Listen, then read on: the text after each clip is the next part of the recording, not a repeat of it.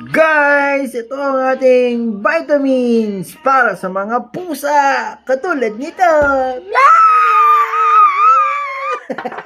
Sa gabi nag-ride, sa gabi nag-vlog. Yeah, hipapay, pichapay.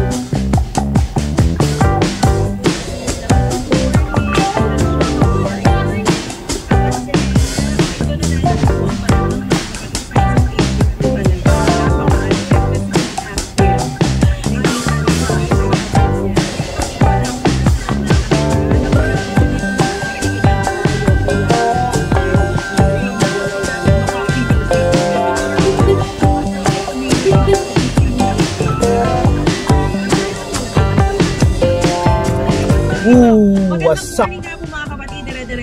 What's up po mga kaibigan, huwag po tayo magdidikit-dikit dahil sila nagdikit-dikit. Ayan pa, sabi nga.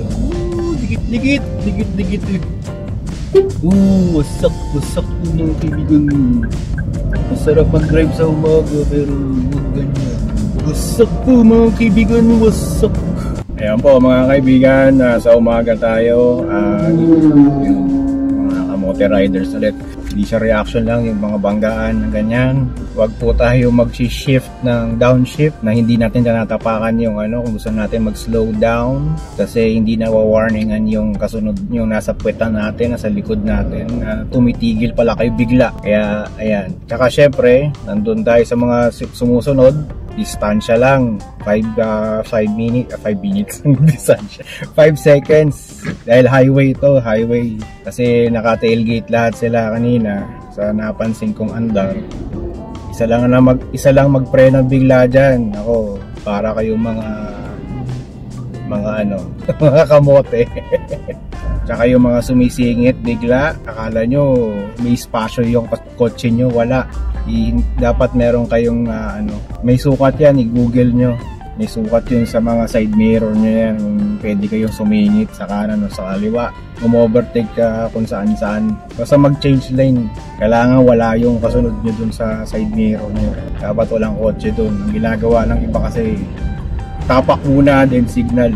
Nakakabwisit yun. Hindi lang nakakabwisit, delikado po yun. Kaya malimit. Nakakapag talaga timpi. Hindi nakakawalan ng timpi yan. Nakaka-road rage yan. Kasi mantakin mo, abala yan, magkakambanggaan kayo niyan. Tsaka yung pag ganon, kitang-kita nyo mga kaibigan dun sa total wreck, di ba? Initial reaction lang ngayong umaga. O po si Soned, magandang umaga. Hindi tayo sa gabi, napaaga. Napaaga po ang ating mga vlog ngayon. Okay, ako po si Soned at ride safe is na talaga. Speed limit is the best. Parang meron pang isang aksidente ulit dito. Tingnan natin. Kasi ganyan naman. Napaka-traffic. Meron na naman tayong isang aksidente. Ayan, kitang-kita nyo sa video. Ayan, iiwasan natin. Sana magbigay yung mga nasa kanan natin at huwag silang magsuplad. Kasi ayoko yung may nakabara. Sorry kung nababaraan kita. Ayan. Isa na namang tailgating yan. Tingnan natin kung manual yung kotse niya.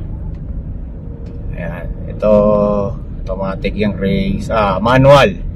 High ace, manual yan. Ginawa niya, nag-downshift bigla. Diba?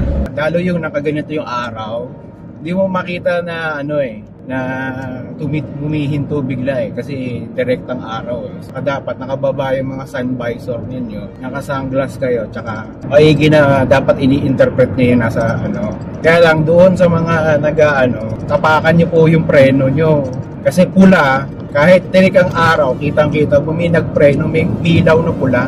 Kapag nag-downshift ka, walang iilaw na pula. Kaya na naman yung mga sumisingit bigla. Dapat malaki yung distansya na. Nag-downshift si Van, yung pangalawang banggaan. Downshift, hindi walang iilaw na tail light mo o brake light mo. Ngayon, akala nung nakasunod, umaandar ka pa rin. Biglaan yun. Biglang lalaki bigla yung mo, yung paningin niya. Ayun, salpok ka. Kung medyo 3 seconds lang yung pagitan mo, hindi kahit 5 seconds, mahirap yan ihinto. Parang kanina, ang hirap ihinto. Lalo kapag naka-automatic ka, hindi ka ng tulong sa downshift mo rin. Preno muna bago mag-downshift. Hindi naman to racetrack para gumamit ang mga ganong technique. Huwag nyo pong gagawin preno yung clutch nyo para sa manual. Hindi na ilaw yung mga brake light ninyo niyan. Mandadamay pa kayo. Huwag nyo gagawin yan. Talakay na natin yan sa mga previous video natin na bawal mag-clutch braking or engine braking, lalo pag highway. Avoid nyo yun. Ano lang yan? Auxiliary emergency brake. Pero wag nyong gawing primary. Wag nyong mismong gawing preno yan. Kasi hindi na ilaw yung taillight. Walang warning doon sa puwitan ng mga Okay? Sana wala nang aksidente tayo makita pa. At safe lahat ng mga pumapasok sa opisina ngayon. Okay, yan lang po ang ating short reaction sa mga nakita natin kanina. Ako po si Soned. Ride safe, slow pa rin. Maintain yung speed limit. Huwag palipat-lipat ng linya. Alright, good night po. At good morning din. Lahat sila nagpormahan ng motor. Tingnan mo, hindi ba basa yung mga motor nila? Diba? Ito mga NMAX diba? Naka-motovlog kaya tuloy bigla tayo dito sa may mga kakainan. Diba? Tara, uwi na tayo. Ano ba yung sasabihin ko? Pero dito kami ito pa rin, sa loob ng kwarto. Namamasyal. At nakikichismis sa ating mga anak na anong ginagawa kaya nila.